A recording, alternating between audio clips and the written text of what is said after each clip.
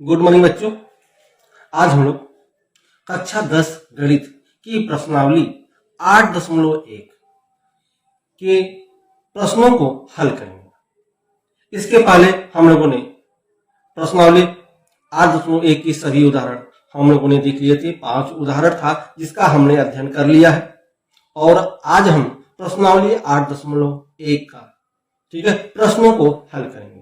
तो चलिए बच्चों अध्ययन हम लोग प्रारंभ करते हैं। पहला प्रश्न है कि त्रिभुज ABC में जिसका कोण B समकोण है, AB बराबर 24 सेंटीमीटर और BC बराबर 7 सेंटीमीटर है, तो निम्नलिखित के मान ज्ञात कीजिए। दो खंडों में इसका मान ज्ञात करना है। पहला है साइन A cos A और दूसरे का मान ज्ञात करना है साइन C और cos C। यदि बच्चों इस प्रश्नावली के उदाहरण अगर आप लोगों ने अच्छे से देखा होगा, यदि वह समझ में आया होगा आपको, तो यह प्रश्न बहुत आसानी से आपसे लग जाएगा। तो चलिए हम हल करते हैं इस प्रश्न को।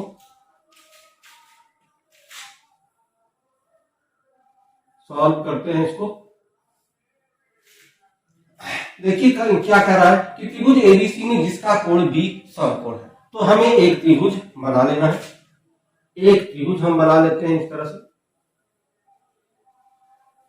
अब ध्यान रखिएगा बच्चों कि त्रिभुज ABC में जिसका कोण B समकोण हो, अर्थात B यहां पर होना चाहिए। B यहां पर होना चाहिए, अर्थात B का मान 90 डिग्री होना चाहिए। और अन्य दो नाम आप कहीं भी ले सकते हैं। यहां मैंने A रख दिया और यहां C रख दिया, चाहे यहां A रख दीजिए, यहां C कर दीजिए। बस केवल B का मान यहां पर रहना चाहिए, ठीक है, 90 डिग्री पर, क्योंकि कह रहा है जिसका कोण B समकोण। तो मैंने एक चित्र बना लिया। अब कह रहा है कि AB बराबर 24 सेंटीमीटर। तो AB कहां है? देखिए AB है, यह कितना दिया है? यह 24 सेंटीमीटर। उसके बाद कह रहा है BC बराबर 7 सेंटीमीटर। तो BC ये है और ये दिया है 7 सेंटीमीटर। तो निम्नलिखित के मान ज्ञात कीजिए। यहां कह रहा है पहला खंड, दो खंड है, तो ये हम पहला खंड इसका लगा रहे हैं, इसका हम पहला खंड लगा रहे हैं। ठीक बच्चों, तो पहला खंड में क्या कर रहा है? साइन A और cos A। ध्यान रखिएगा बच्चों, यहाँ क्या जुड़ा हुआ है? यहाँ A जुड़ा हुआ है, अर्थात किस कोण की चर्चा कर रहा है? कोण A की चर्चा कर रहा है, अर्थात कोण A के सापेक्ष पूछ रहा है, अर्थात हमें यह कोण के सापेक्ष पूछ रहा है, कोण A की चर्चा है। तो अब हम इस त्रिभुज में पहले यह जो है ज्ञात करने की कोशिश करते हैं कि इसमें लंब, कर्ण और आधार क्या है। तो ध्यान रखिए, हमने आपको बताया था कि जो कोण 90 डिग्री का होता है उसके सामने वाली भुजा कर्ण होता है। यह तो कर्ण हो गया। अब जिस कोण की चर्चा की जाए बच्चों, किस कोण की चर्चा की जा रही? A की। देखिए साइन के आगे भी A लगा है, cos के आगे भी A लगा है, तो A की चर्चा की जा रही है। तो इस कोण A जिसकी चर्चा की जाए, ठीक है, उसके सामने वाली भुजा क्या होता है? लंब होता है, और एक जो भुजा बचती है वो आधार होता है। तो इस तरह से हमने देख लिया कि इस त्रिभुज में इस कोण के सामने जो भुजा है वह कर्ण है और इस कोण के सामने वाली जो भुजा है वह लंब है, और ये जो बचा ये आधार है। इस तरह से हमने इस त्रिभुज की भुजा देख ली। चलिए यहां आप देखिए, हमें आधार पता है, लंब पता है, लेकिन कर्ण नहीं पता। लेकिन हमें क्या निकालना है? साइन, और साइन में हमें कर्ण की आवश्यकता होती है, क्योंकि साइन बराबर क्या होता है? लंब बटे कर्ण होता है। तो हमें कर्ण की आवश्यकता होगी, तो पहले हम कर्ण निकालेंगे। कैसे निकालेंगे? पाइथागोरस प्रमेय से। तो चलिए हम लोग प्रयोग करते हैं पाइथागोरस प्रमेय। तो लिखेंगे त्रिभुज ABC में पाइथागोरस प्रमेय से, पाइथागोरस प्रमेय से। जब पाइथागोरस प्रमेय का आप प्रयोग करेंगे तो इसका फार्मूला है, आपको पता है बच्चों कि लंब का स्क्वायर प्लस आधार का स्क्वायर बराबर कर्ण का स्क्वायर। ये आपका क्या होता है? पाइथागोरस प्रमेय होता है। हमने उदाहरण में भी देखा था। तो चलिए लंब क्या है? लंब देखिए यहां 7 है तो 7 का स्क्वायर कर लेते हैं, प्लस आधार कितना है? आधार 24 है तो 24 का स्क्वायर कर लेते हैं, बराबर कर्ण, यही कर्ण तो हमें निकालना है तो कर्ण की जगह क्या लिखेंगे? AC। ये हो गया AC का स्क्वायर। ठीक बच्चों, अब 7 का स्क्वायर कितना होता है? तो 7 का स्क्वायर 49 होता है, क्योंकि 7 7 49 हो गया, प्लस 24 का स्क्वायर क्या होता है बच्चों? तो 24 का अगर हम 24 में गुणा करेंगे तो ये आएगा 576, ये आएगा 576 और यह बराबर है AC स्क्वायर। अब यदि इन दोनों को जोड़ दिया जाए, 49 और 576 को जोड़ दिया जाए तो आएगा 625। यह आ गया बच्चों 625 और यह बराबर है AC स्क्वायर। या AC बराबर, इस स्क्वायर को यदि हम हटा दें, ठीक है, तो यह AC बराबर, आप जब ये स्क्वायर हटाएंगे तो इन पर जो है क्या लग जाएगा? अंडर रूट लग जाएगा, टोपी लग जाएगा और ये हो गया 625। ठीक है, और 625 का वर्गमूल कितना होता है बच्चों? आसान जो है तो जो है अंडर रूट 625 का आप जानते हैं, ये 25 होता है। ठीक है, तो कहने का मतलब जो AC है, ठीक है, उसका मान आ गया 25 सेंटीमीटर, अर्थात यह AC है, इसका मान आ गया 25। आप देखिए त्रिभुज की तीनों भुजाओं का मान हमें पता हो गया। ठीक है, आधार का भी मान, लंब का भी मान और कर्ण का भी मान हमें पता हो गया। ठीक है, चलिए अब हमें जो है निकालना है, क्योंकि अब तो ये हमने निकाल लिया। अब पहला वाला जो है साइन A। अब साइन A का मान ज्ञात करते हैं। साइन A बराबर क्या होगा?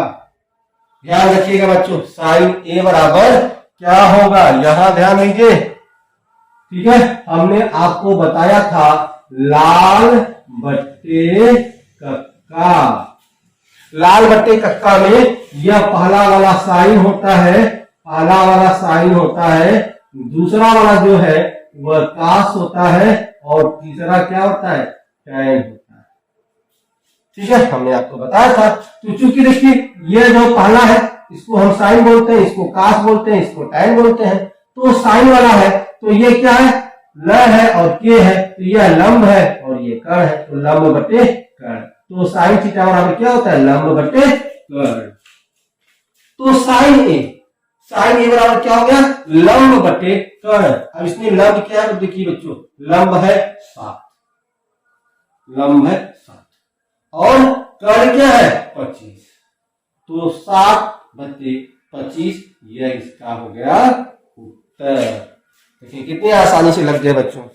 ठीक है, अब इसका दूसरा है कास ए। कास ए को भी उसी तरह से आप लगाएंगे। कास ए मतलब ये वाला है और कास ए क्या होता है? आधार बटे कर्ण होता है, तो आधार बटे कर्ण लिखेंगे। अब ये वाला कास ए का मान क्या होगा? आप कमेंट में जो है इसका उत्तर दीजिएगा कि कास ए बराबर क्या होगा, क्योंकि यह जो है हम आप पर छोड़ देते हैं। ठीक है, कास ए, तो कास ए का मान क्या होगा? आप कमेंट बॉक्स में जरूर लिखिएगा। अब हम चलते हैं इसके दूसरे जो खंड है उस दूसरे खंड पर। दूसरा खंड क्या है? हमने एक खंड तो देख लिया, साइन है और कास ए का मान। साइन ए मैंने बता दिया, कास ए आपको बताना है। अब सेकेंड में साइन सी और कास सी। ध्यान दीजिए यहाँ बच्चों, यहाँ क्या लगा हुआ? सी लगा हुआ है। इसमें क्या था? ए था, तो इसमें कोण ए की चर्चा की जा रही थी, अब इसमें कोण सी की चर्चा की जा रही है। तो इसके लिए हम एक अलग से पुनः एक ग्राफ बना लें, जिससे हमको अच्छे से समझ में आए। तो एक और ग्राफ बना लें इस तरह से, और इस ग्राफ में ठीक नाम वही देंगे। यहाँ ए लिखा हुआ है, यहाँ बी लिखा हुआ है, यहाँ सी लिखा हुआ है। मान में कोई अंतर नहीं होगा, मान भी वही रहेगा। यहाँ 25 दिया है 25 सेंटीमीटर, यहाँ 24 सेंटीमीटर और यहाँ 7 सेंटीमीटर। नाम वही है, नाम वही है और उनकी मान भी वही है। चेंज क्या होगा? चेंज होगा आपका लंब और आधार में, ठीक है, क्योंकि कोण भी तो वही होगा, क्योंकि यह कितने का है? यह 90 डिग्री का है। 90 डिग्री के सामने वाली भुजा हमेशा क्या होता है? कर्ण होता है। यह तो कर्ण रहेगा, इसमें कोई संशय नहीं है। अब किस कोण की चर्चा की जा रही बच्चों? सी कोण की चर्चा की जा रही है, अर्थात इस कोण की। और आपसे बताएं कि जिस कोण की चर्चा की जाती है उसके सामने वाली भुजा लंब होता है। तो यहां लंब हो गया और जो बचा है यह हो गया आपका आधार। देखिए कोण चेंज हुआ तो लंब और आधार भी चेंज हो गया। इसमें कोण ए की चर्चा की जा रही थी जिसमें लंब यह था, अब कोण चेंज हो गया, अब इस कोण की चर्चा की जा रही है तो लंब क्या हो गया? अब यह लंब हो गया, ठीक है, आधार ये हो। तो यह ध्यान रखना बच्चों, जो अक्सर जो कंफ्यूजन करते हैं, आप इसी कोण में जो है कंफ्यूजन करते हैं, तो कोण ध्यान रखिएगा। यहाँ ए की चर्चा की जा रही थी, यहाँ सी की चर्चा की जा रही है। तो चलिए सभी मान तो हमें पता है, लंब का भी मान पता है, कर्ण का भी मान पता है, आधार का मान पता है, केवल हमें साइन सी का मान रख देना है। अब साइन सी बराबर क्या होगा बच्चों? वही साइन बराबर क्या होता है? साइन बराबर होता है लंब बटे कर्ण। तो आप देखेंगे इसमें लंब क्या है? देखिए इसमें लंब 24 है, लंब लिख दिया 24 और कर्ण क्या है? इसमें कर्ण आपका 25, तो 24 बटे 25 इसका क्या गया? ठीक बच्चों। अब इसी में दूसरा है काशी, ठीक उसी तरह से काशी भी लगेगा। और काशी का उत्तर क्या होगा? आप कमेंट बॉक्स में इसका उत्तर आप देंगे, ठीक है बच्चों। अब देखते हैं प्रश्न नंबर 2। प्रश्न नंबर 2 क्या है कि आकृति में tan p माइनस काट r का मान ज्ञात कीजिए। तो यह आकृति दिया गया है, यह चित्र आपकी किताब में दिया गया है, जिसमें पी क्यू आर एक त्रिभुज है, जिसमें जो है पी आर का मान 13 और आपका पी क्यू का मान 12 दिया है। निकालना क्या है? tan p और काट r। ध्यान दीजिए बच्चों, यहां देखिए, यहां है कोण p और यहां है कोण r। ध्यान दीजिएगा, ठीक है, अर्थात यहां कोण P की चर्चा हो रही है, यहां कोण R की चर्चा हो रही है। तो पहले हम जो है यहां ध्यान रखें, तो पहले अगर हम इस P की बात करें, ठीक है, तो आपको पता है यह 90 डिग्री का है, तो 90 डिग्री का कोण है तो इसके सामने वाली भुजा क्या होगा? ये कर्ण होगा बच्चों, यह आपका कर्ण।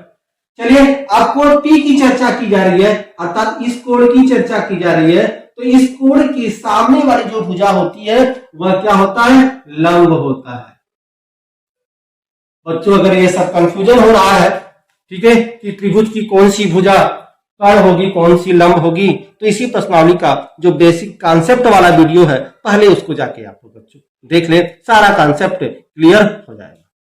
चलिए बच्चों, अब यह कर्ण हो गया, यह लंब हो गया, तो जो एक तीसरी भुजा बची वह आधार होगा। ये हो गया आपका आधार। अब ध्यान दें बच्चों यहां पे कि यह त्रिभुज है, इस त्रिभुज में दो भुजा का तो मान पता है लेकिन एक भुजा का मान पता नहीं है, तो क्या करेंगे?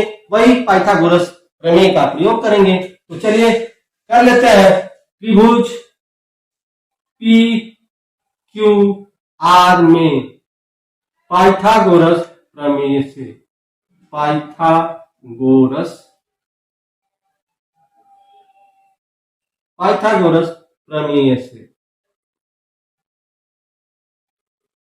जब पाइथागोरस प्रमेय हम लोग लगाएंगे बच्चों, तो ध्यान रखिए यह क्या होता है? पाइथागोरस प्रमेय यह होता है लंब का स्क्वायर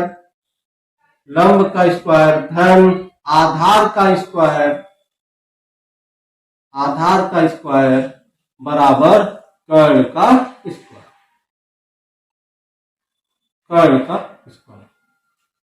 तो चलिए लंब क्या है? लंब हमें नहीं पता, तो लंब क्या है, यह आपका आर क्यू है। तो यह आर क्यू का स्क्वायर धन आधार कितना है, आधार 12 है, तो 12 का स्क्वायर बराबर कर्ण कितना है, कर्ण है 13 का स्क्वायर। चलिए तो यह आर क्यू स्क्वायर लिख लेते हैं, आर क्यू स्क्वायर धन अब 12 का स्क्वायर अर्थात 12 का गुणा 12 में करेंगे तो आपको पता है बच्चों यह होता है 144 बराबर 13 में 13 का गुणा अर्थात 13 का स्क्वायर है तो वह हो जाएगा 169।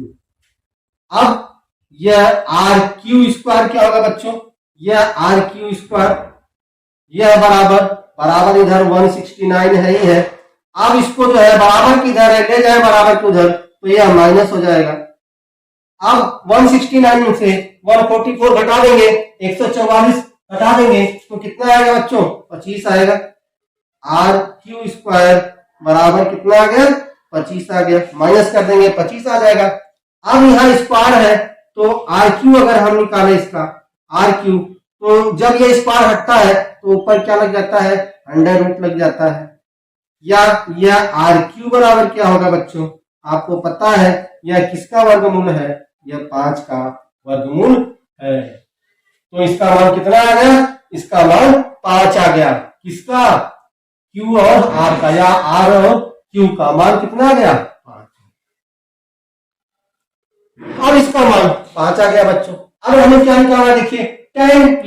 तो हम यहां देखते हैं tan p का मान कितना आता है, tan p यह तो निकल गया। अब हम tan p देखते हैं क्या आ रहा है। tan p क्या होता है बच्चों, हमने फार्मूला बताया था कौन सा, लाल बट्टे कक्का, लाल बट्टे कक्का। लाल बट्टे कक्का में यह क्या है, यह आपका tan निकालना है तो यह साइन का होता है, यह कास का होता है और ये tan का है। तो tan लंब बट्टे आधार, इसमें लंब कहाँ है बच्चों, देखिए लंब आपका 5 है, 5 और आधार कितना है, आधार 12 है। तो tan p का मान आ गया 5/12। अब काट आर का मान, अब देखिए यहां किस कोण की चर्चा हो रही है, अब कोण आर की चर्चा हो रही बच्चों, यहां कोण पी की चर्चा हो रही थी, तो अब आर की चर्चा हो रही है। तो इसके लिए हम एक अलग ग्राफ बनाएंगे, अलग चित्र बनाएंगे जिससे हमें अच्छे से क्लियर हो सके। तो एक और हम बना देते हैं, से वही नाम देते हैं, पी यहां भी है, क्यू है यहाँ आर है, आर दे दिया, ठीक है। यहाँ इसका मान 13 दिया है, 13 लिख लिया। यहाँ इसका मान 5 दिया है और यहाँ इसका मान 12 दिया है, लिख लिया। इसके मान और नाम में कोई अंतर नहीं होगा। अंतर कहाँ होगा, उसके कोण में। पहले जो है पी की चर्चा की जा रही थी, अब किसकी चर्चा की जा रही है, आर की। तो आर कहाँ है, आर यहाँ है। यह तो आपका 90 डिग्री का है, तो 90 डिग्री के सामने वाला कोण भुजा हमेशा कर्ण होता है, यह परिवर्तित नहीं होता, यह तो सेम है। अब इस कोण की चर्चा की जा रही है, इसकी सामने वाली जो भुजा होगी यह हो जाएगा लंब। अब यह हो जाएगा लंब, अब यह लंब हो गया बच्चों, यह आपका क्या हो गया, यह आपका लंब हो गया। हाँ इस तरह से लिख देते हैं, यह आपका हो गया लंब, ठीक है बच्चों, यह लंब हो गया, यह कर्ण हो गया, यह लंब हो गया। अब एक भुजा बचा, वह क्या हो जाएगा आपका आधा, ठीक बच्चों। तो अब देखिए कोण जो है चेंज हुआ तो आधार और लंब भी चेंज हो गया। इस वाले जो है फिगर में देखेंगे यहां पर लंब था और इस वाले में लंब यहां पर है। तो कोण की चर्चा जब चेंज हुई, माने कोण में परिवर्तन हुआ, तो उसके जो है लंब और आधार में भी परिवर्तन हो जाता है, कर्ण सेम रहता है, कर्ण में कोई अंतर नहीं है। तो चलिए अब हम काट आर का निकालते हैं, काट आर का मान, ठीक है। अब आज जो है काट आर का मान क्या होता है, ध्यान रखिए बच्चों, यह क्या है, यह लंब बट्टे आधार है। लंब बट्टे आधार किसका मान है, tan का मान। और हमने आपसे बताया था कि tan का विवाह किससे हुआ था, टैन का विवाह काट से हुआ था, क्योंकि टैन ने कहा कि हम उस लड़की से विवाह करेंगे जिस लड़की की जो है हाइट मेरे बराबर की होगी। ठीक है, तो काट जो है टैन का विवाह किससे हुआ था? काट से हुआ था, और वह एक दूसरे के क्या होते हैं? व्युत्क्रमानुपाती क्रमानुपाती होते हैं। अर्थात देखिए टैन का मान लंब बटे आधार है, टैन का मान लंब बटे आधार है, तो काट का मान क्या हो जाएगा? उल्टा हो जाएगा। यह जो नीचे है यह ऊपर चला जाएगा और जो यह ऊपर है वह नीचे आ जाएगा। ठीक है, अर्थात काट का मान क्या हो जाएगा? आधार बटे लंब। अगर ये नहीं समझ में आ रहा बच्चों तो पहला वीडियो इस प्रश्नावली का, ठीक है, जो हमने बेसिक कॉन्सेप्ट का जो अध्ययन कराया है उसको जाके देखें बच्चों। ठीक है, वैसे जो है इस वीडियो के डिस्क्रिप्शन में हम उसका लिंक दे देंगे। तो चलिए, अब आधार बटे लंब हो गया, अर्थात काट का मान क्या हो गया? आधार बटे लंब। अब इसमें आधार क्या है? आधार 5 है और लंब क्या है? लंब आपका 12 है, तो आ गया 5 बटे 12। अब यह 5 बटे 12 आ गया। अब देखिए हमें निकालना क्या है? यहां देखिए हमें निकालना था कि tan p माइनस काट r। तो यहां देखें यह तो हमें मान हो गया। अब यहां देखेंगे यहां निकालना था tan p माइनस काट r। tan p का मान मैंने निकाला, tan p का मान क्या निकाला? 5 बटे 12, तो tan p की जगह रख दें 5 बटे 12 माइनस काट r। काट r का मान क्या है? 5 बटे 12। 5 बटे 12 माइनस 5 बटे 12, अर्थात 5 बटे 12 में से 5 बटे 12 माइनस करेंगे तो कितना आएगा? 0। कितना आएगा? 0। तो उत्तर कितना आ गया बच्चों? 0। ठीक है, तो हमने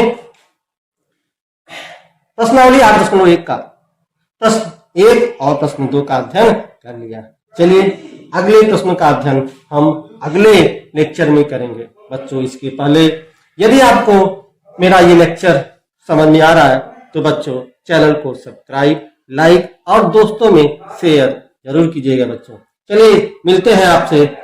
प्रश्न नंबर 2 हो गया, प्रश्न नंबर 3 अगले वीडियो में। तब तक के लिए बच्चों धन्यवाद।